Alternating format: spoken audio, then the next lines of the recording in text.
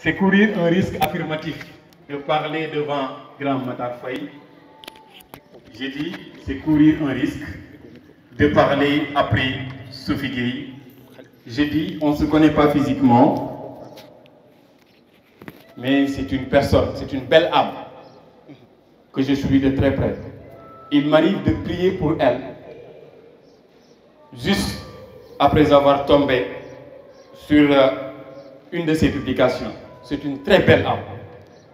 Sophie, félicitations pour tout ce que vous faites. Il y a de ces gens de l'ombre que vous ne connaissez pas, qui prient pour vous, qui vous apprécient. Parmi eux, Ibrahima Khalidoulaye Mbodj. Je le dis modestement, sans condition. On ne se connaît pas, je n'ai pas votre numéro, mais je vous suis. Le Sénégal mérite de belles âmes comme vous. Félicitations.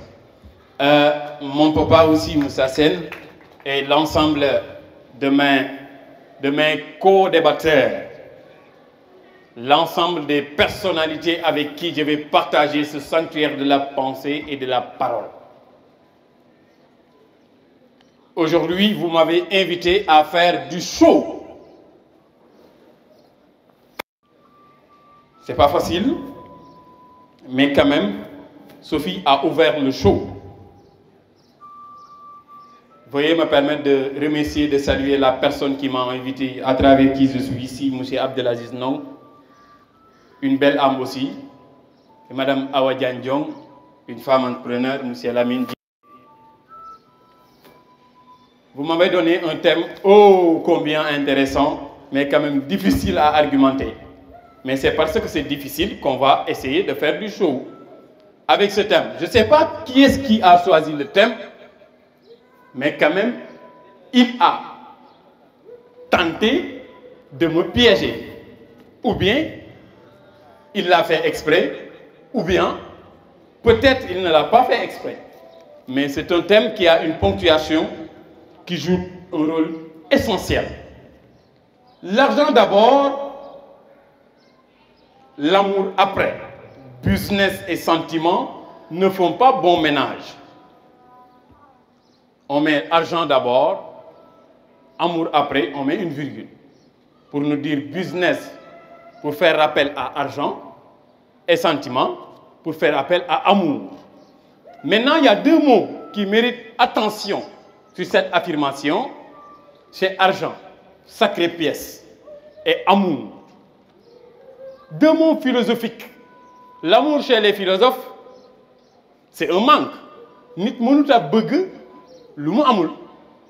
Quand tu aimes Sophie, c'est parce que tu as un manque que Sophie doit combler. Ou bien tu as un manque que quelqu'un d'autre doit combler. Donc quand on dit argent d'abord, amour après, maintenant, la question, où se trouve la question? On parle maintenant de quel amour? Amour sur qui? Amour sur quoi? Argent d'abord, amour après. Business et sentiment ne riment pas ensemble. Pour essayer de vous convaincre, ou bien essayer de vous motiver, il nous faut faire élucidation conceptuelle des mots utilisés. Ils ont leur sens. On nous dit argent d'abord. Cette expression a un sens. Amour après. Maintenant, l'amour. Cet amour-là, ça va vers où? Qui est-ce qui est aimé ici? Si on dit argent d'abord, amour après, mais il n'y a pas de problème d'aimer ce que l'on fait. Dans ce cas, business et sentiment peut rimer. Mais le sentiment sur quoi? Tu fais ton business. Mes amis entrepreneurs ne vont pas me contredire de dire que la meilleure façon de gagner sa vie ou bien de mener un business, c'est de faire quelque chose que l'on veut, quelque chose que l'on aime. Si j'aime quelque chose, si je suis passionné d'une chose, cette chose-là va plus me motiver ou bien va plus m'apporter quelque chose que de faire quelque chose que je n'aime pas. Ça nous arrive de faire un business que nous aimons, que nous n'aimons pas. Tu vas à l'université, tu fais le bac plus 5, tu deviens quelqu'un ou bien tu deviens un marchand ambulant. C'est pas parce que tu as voulu devenir marchand ambulant. C'est les circonstances qui l'ont voulu.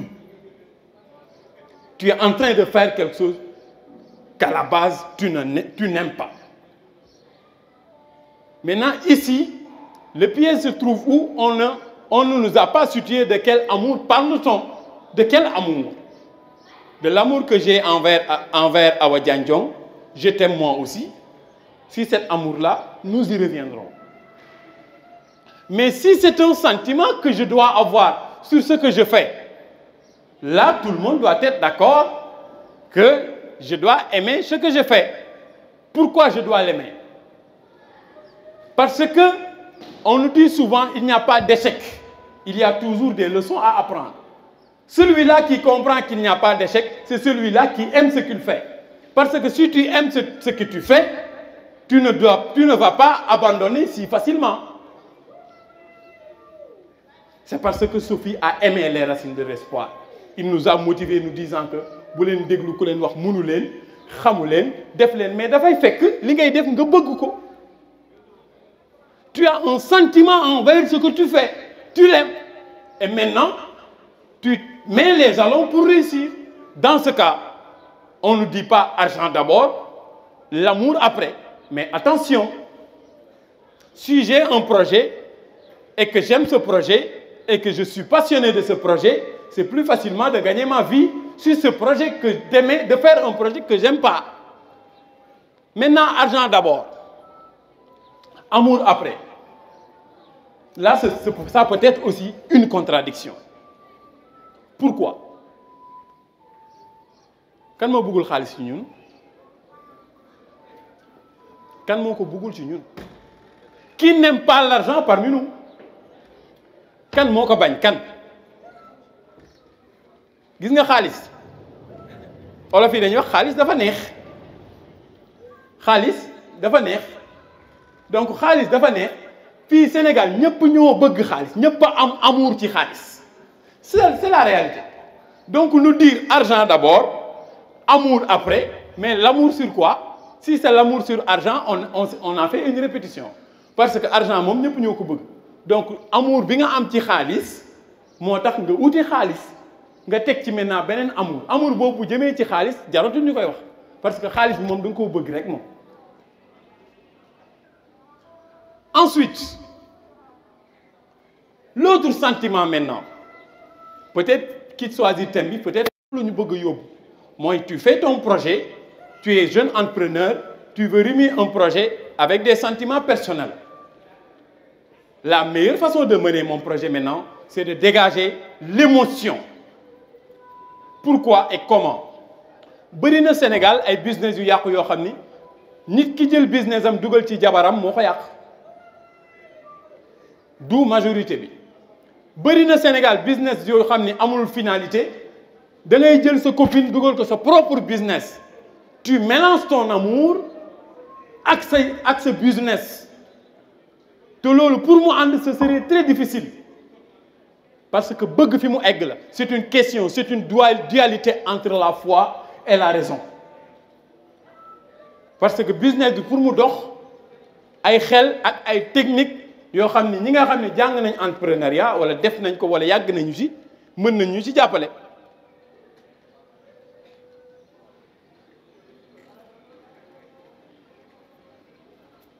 Bienvenue, merci. Donc, argent d'abord, amour après bi ñu indi ban amour? Parce que c'est ça le sujet au fait. De quel amour parle-t-on? Maintenant, si c'est l'amour bi ñuy am entre góor ak jigéen nga xam ni da ngay gis nit bëgg ko ngeen nekk en relation da ngeen di génn et cetera yow jaaykatu amagoo dara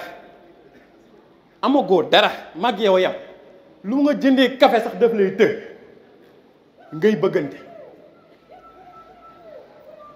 nga ne da ngay nobante léegi loolu doyul parce que nobante sax garaawul parce que xale yi léegi moom 12 ans ñu commencé am naa copain mais nobante bi ci gën a dangereux mooy tu entames ton projet bëgg bi nga bëgg xale bi moo tax nga dugal ko ci biir projet bi et xamuloo ni loolu mooy pire danger dans ta vie.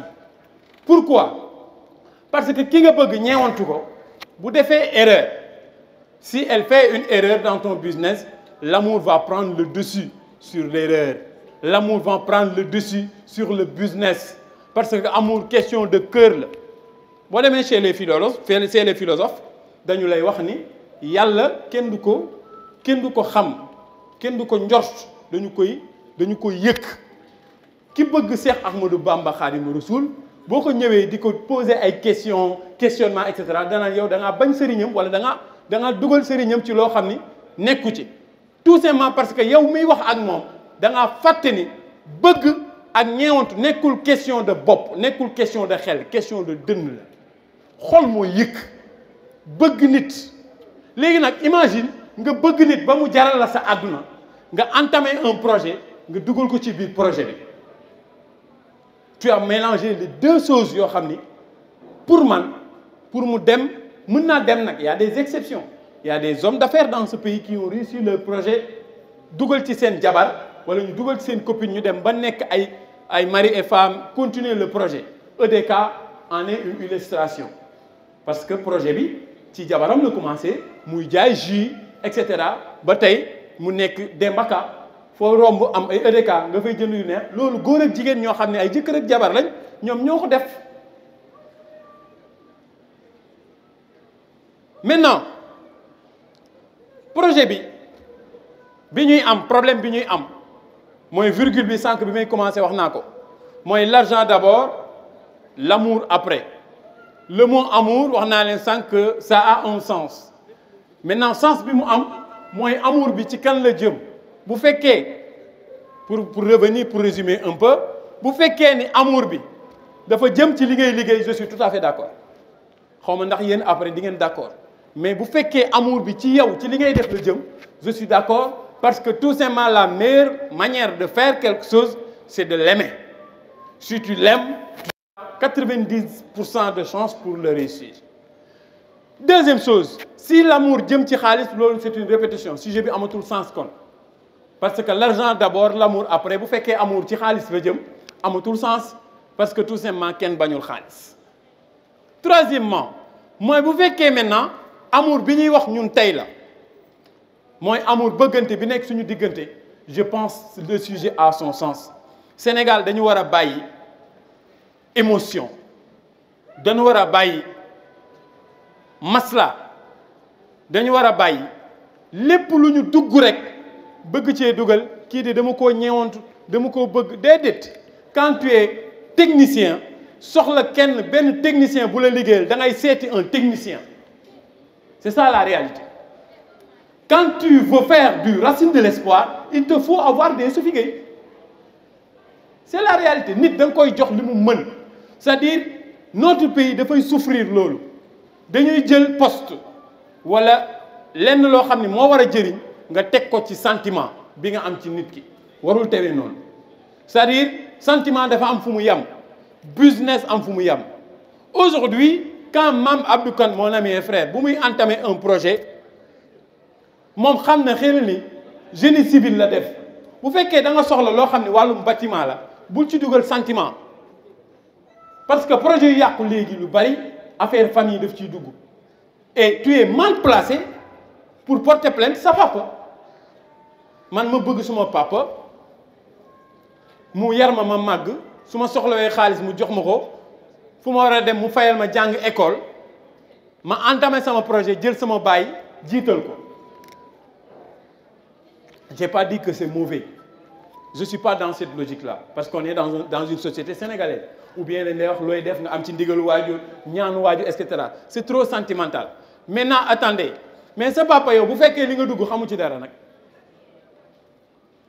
mais mënu ko parce que jàngiwu ko woon dafa la yóbbu nga jàngi ko mais moom jàngu ko donc sentiment foofu da nga koy dégager nga dem jëli ki nga xam ni moom moo def loolu nga jël ko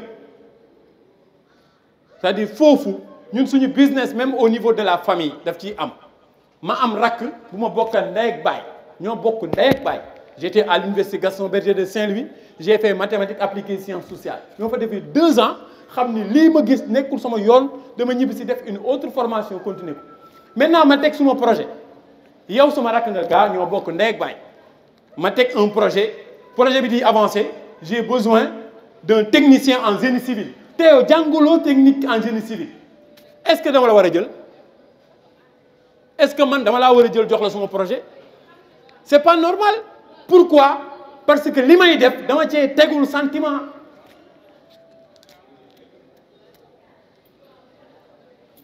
donc pour ñu réussir ñun suñu projet déjà Sophie résumé ne lu am solo ci thème bi mooy il faut ñu faire face man dama gëm ni ndaw ci réew mi jamono ji boo nee bëreet taxaw da nga war a am ce qu'on appelle une affirmation de soi gëm sa bopp nag nekkul di tëli di mbëkk miir yi mais gëm sa bopp bi ci njëkk mooy nga xam sa bopp bëgg sa bopp c'est-à-dire ku la gis daf lay naw góor jamono ji wala jigéen koo doon nit bu la gisee ngay dox rek ngay def démarche rek daf laa war a respecter jox la cër ndax nit mooy jox boppam cër foofu laay daanelee argent yi ñuy wax ni yëpp sentiment yi ñuy wax ni yëpp li ko jiitu mooy personnalité nit dafay yar boppam je ne suis personne pour imposer aux gens aujourd'hui ñu respecter ma mais man maay njëkk respecter suma bopp da ngay gis góor gu toll ni man sol culotte yéeg ci oto jóge Pikine war a jëm Parcelles tu ne respectes pas les gens nit dafay am personnel dafay am lu mu rus sama waajur daf may wax ni respect egg na ci mag boo ko gisee guddi waruloo koo nuyu ma ne ko papa lu tax mu ne ma est-ce que wóor na li moom bëgg na nga gis ko ma ne ay mag ñi xoolal fi ñuy gisee rek mais léegi da ngay gis mag muy yolosi guddi di dem wékk ay loxo nga ne ko papa diw yow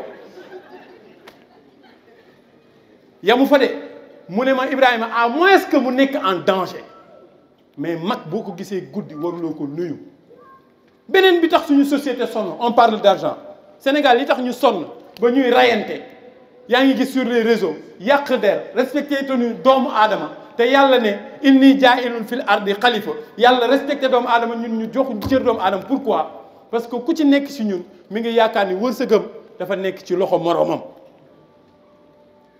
c'est ça la réalité su fi wax na ko sànq suñuy wërsëg ci loxo suñu borom la nekk moo ne wama min daabati fil ard ila alallahi risquha wa ya'lamu mustaqarraha wa mustawdaha kullun fil kitabil mubin sama mbokk ustaas yi ñu baal ma bu dee ñu ngi fi c'est ça la réalité lépp sëñ Lamine lépp doomu aadama mi ngi jóge ci suñu borom bu dee man damaa toog ne Sophie mi tey Racine de l'Espoir du réussir dara mais man réussir du Sophie ak ñàkk réussir du Sophie lan laa ciy gagné pourquoi waruma wax lu baax ci Matar Faye lan la may yàqal un ami un jour m'en voulait pourquoi parce que j'ai mis la photo de Pape Djibril Fall ci suma statut mu ne ma lu tax ngay dugal kii tout le temps qu'est-ce que ça me gêne de publier un ami lan moo xew ci suñu société nañu bëggante business yi ñuy wax fii argent yi ñuy wax fii entrepreneuriat bi tax waa association ñëw fi du avancer lu duwul ñun jeunes yi dañoo bëggantewul